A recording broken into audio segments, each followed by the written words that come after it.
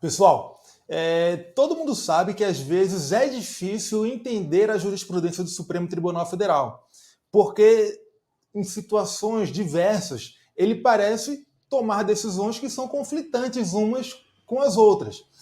E no caso que eu vou falar para vocês hoje aqui, o Supremo Tribunal Federal chegou no ápice disso, no ápice de decisões contraditórias, tá? Vamos falar dessa maneira. Qual é o caso? Qual é o tema? O tema é esse daqui, está na tela para vocês. A questão da iniciativa privativa no processo legislativo para a definição de critérios de escolha do Procurador-Geral do Estado. Tá?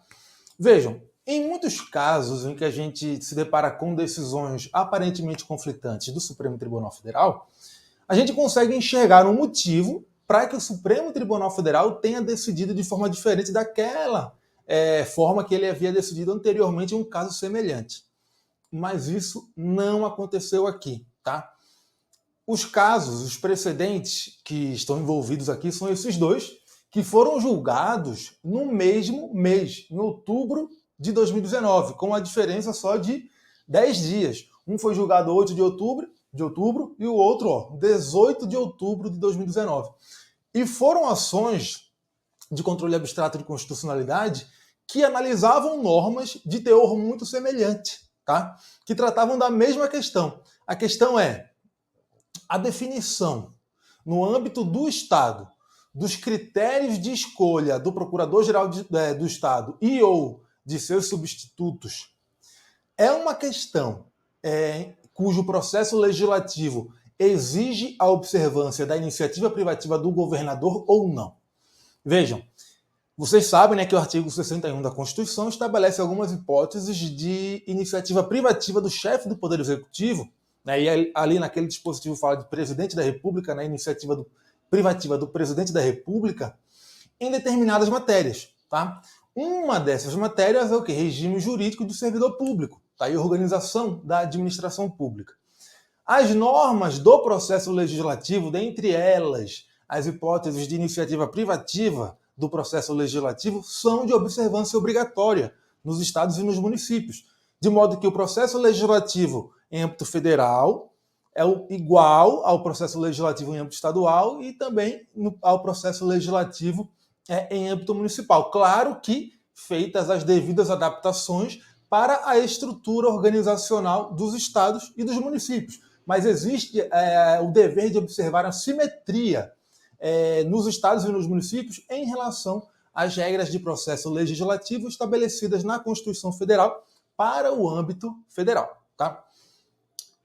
E em relação a emendas à Constituição de Estado, o Supremo Tribunal Federal firmou um entendimento de que há necessidade de se respeitar os casos de iniciativa privativa. Então, se a gente está, por exemplo, diante de uma emenda estadual que diga respeito a servidor público, é necessário que essa emenda, essa proposta de emenda, tenha a iniciativa do governador do estado, tá? Porque é uma matéria de iniciativa do chefe do Poder Executivo.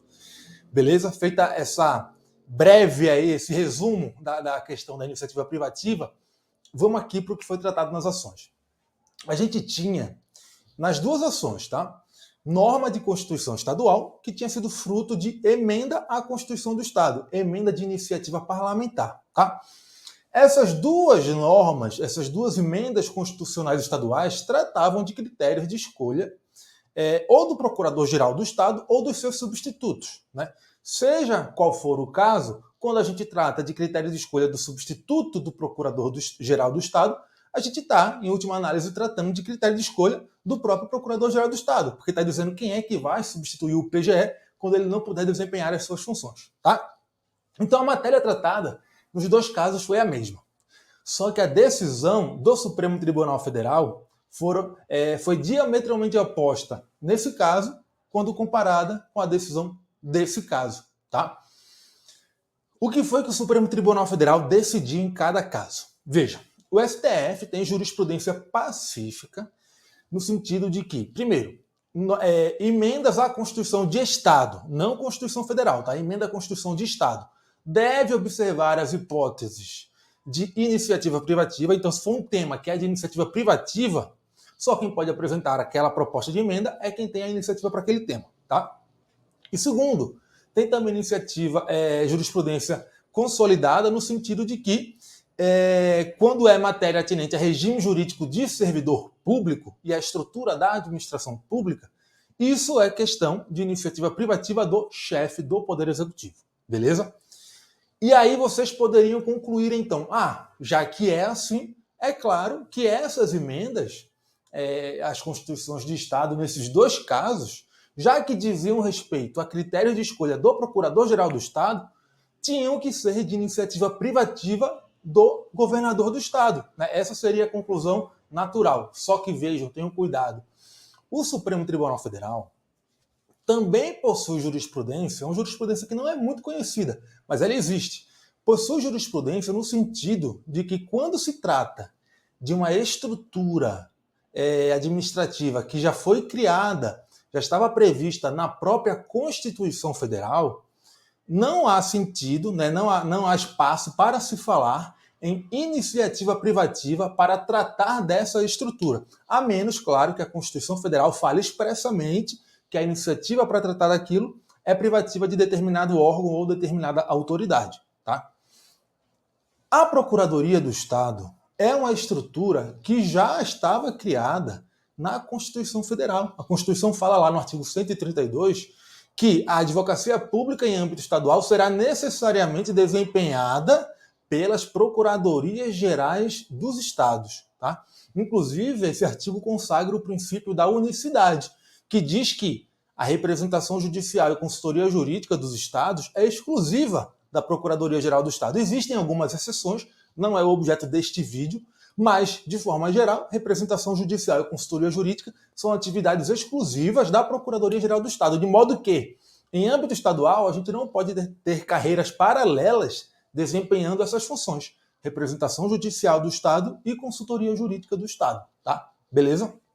Bem, então, se a PGE já é uma estrutura criada pela própria Constituição do Estado, aplicando essa jurisprudência do Supremo Tribunal Federal, não seria exigível que a proposta de emenda à Constituição do Estado que tratasse de critérios de escolha do Procurador-Geral do Estado fosse de iniciativa privativa do governador do Estado, tá? Então, o STF admitiu emenda à Constituição do Estado de iniciativa parlamentar tratando de critérios de escolha do Procurador-Geral do Estado e dos seus substitutos. Esse foi o entendimento adotado nessa ADI aqui, 4898, tá? Foi julgado em 8 de outubro de 2019. Acontece que 10 dias depois, o Supremo julgou essa ADI, 5211, julgada 18 de outubro de 2019, mesmo mês. E aí o que foi que o Supremo Tribunal Federal decidiu? Que uma norma que era uma norma decorrente de emenda à Constituição do Estado de iniciativa parlamentar, que tratava de critérios de escolha do PGE, era inconstitucional por violar a iniciativa privativa do governador do Estado para dispor sobre regime jurídico de servidor público e sobre a administração pública. E aí, qual é o entendimento que se aplica e por quê? Bem, eu acho, né, na minha opinião, que esse entendimento, o da EDI 4898, é o que deve ser seguido em provas quando houver o questionamento sobre se as normas que tratam de critérios de escolha do Procurador-Geral do Estado são de iniciativa privativa do governador ou não, tá? Porque é um julgado muito específico, tá?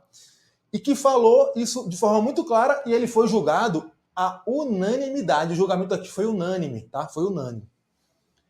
E essa ADI aqui, a ADI 5211, ela foi julgada por maioria de votos e houve voto, no caso do ministro Celso de Mello, alertando para o julgamento dessa ADI no sentido de não se exigir a iniciativa privativa para esse tipo de norma, para essa proposta de emenda à Constituição que trate de critérios de escolha do Procurador-Geral do Estado, tá?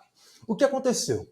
Essa ADI aqui, a ADI 5211, ela tinha recebido uma decisão cautelar no dia 30 de dezembro de 2014. Foi uma decisão cautelar durante o recesso do Supremo Tribunal Federal, tá? O relator dessa ação, originalmente, ele era o Teori Zavascki, né? Só que como ele faleceu, passou para o Alexandre de Moraes, tá? Que foi quem foi o relator no julgamento final. Mas enfim, o relator era o Teori Zavascki.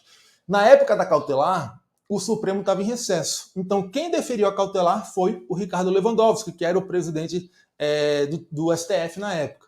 Ele deferiu a cautelar porque o mandato do governador novo já ia iniciar. E ele queria resolver aquilo para o governador poder montar a equipe dele do governo. E aí o Lewandowski falou o seguinte, olha, a gente tem aqui jurisprudência tranquila no sentido de que normas que tratam de regime jurídico do servidor são de iniciativa privativa do governador, então eu vou suspender a eficácia dessa emenda naquilo que era disposto sobre critérios de escolha do PGE. E aí o governador vai escolher o PGE do jeito que ele preferir. E aí o que aconteceu? No julgamento final, o STF simplesmente confirmou a cautelar, sem analisar com maiores cuidados, sem se aprofundar no debate, diferentemente do que aconteceu aqui, em que houve um voto muito bem fundamentado da relatora, que era a Carmen Lúcia, e que foi seguido à unanimidade. Tá? Então, no segundo caso, a DI 5211, a gente teve um julgamento por maioria, não foi unânime, e foi um julgamento que não se aprofundou no tema. Ele simplesmente confirmou a cautelar que estava lá, que é uma coisa muito comum no Supremo Tribunal Federal. Tá? Por isso eu digo que quando vier em prova questionamento sobre se é de iniciativa privativa ou não a norma que trata de critérios de escolha do Procurador-Geral do Estado, eu recomendo que diga que não é de iniciativa privativa, porque a gente teve um julgado que analisou a questão de forma bem específica na ADI 4898 e que foi a decisão foi por unanimidade. Tá? Na ADI 5211, a gente não teve nenhuma manifestação de overruling dessa ADI 4898, então não foi falado que houve a superação daquele precedente, e o tribunal simplesmente confirmou. Tá? E houve o alerta do ministro Celso de Mello no sentido de que, poucos dias antes, o STF havia decidido que não se aplicava iniciativa privativa naquele caso. Mas qual era um outro problema? Qual foi um outro problema nesses dois casos aqui? Eles foram julgados pelo plenário virtual do Supremo Tribunal Federal. Plenário virtual é diferente de julgamento por videoconferência. Tá? No julgamento por videoconferência é um julgamento em que todos os ministros participam ali, ao vivo, daquela sessão de videoconferência, como se fosse uma sessão realizada presencialmente, só que por videoconferência.